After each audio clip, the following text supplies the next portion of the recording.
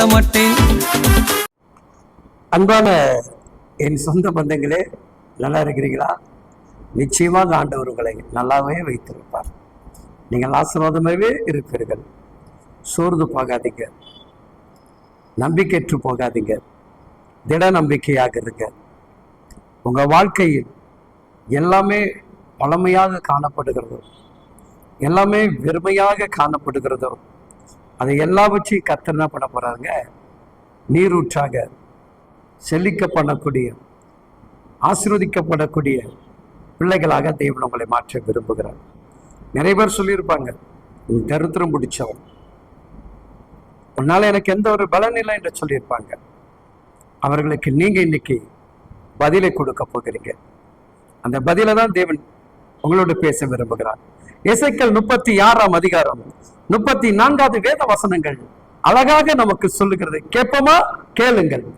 பாழாக்கப்பட்ட தேசம் கடந்து போகிற யாவருடைய பார்வைக்கு பாழாய் கிடந்ததற்கு பதிலாக பயிரிடப்படும்.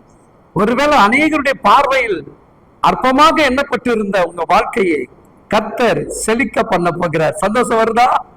மகிழ்ச்சியோடு இருக்கிறீங்களா? தேவன் அதை தான் செய்வார். சிஸ்டர், பிரதர், கலங்காதீங்க. வாழ்க்கையில நிறைய பேரை நம்ம டிராவல் பண்ணி கடந்து போய்கிட்டே தான் இருக்கிறோம்.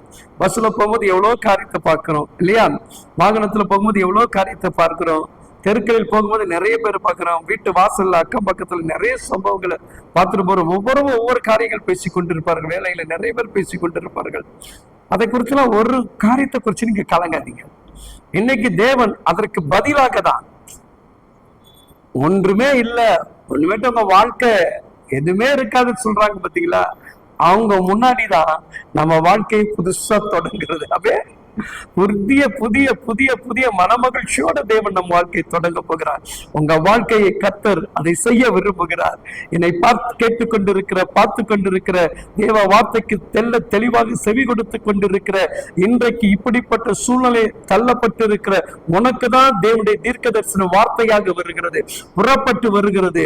நீங்கள் செழிக்கும்படியாக உங்கள் கையின் பிரயாசத்தை, உங்கள் உழைப்புகளை தேவன் உயர்த்தி ஆசீர்வதிக்க போகிறார். நீங்கள் அப்படியே ஆசீர்வாதமாக இருப்பீங்க. ஆமென்.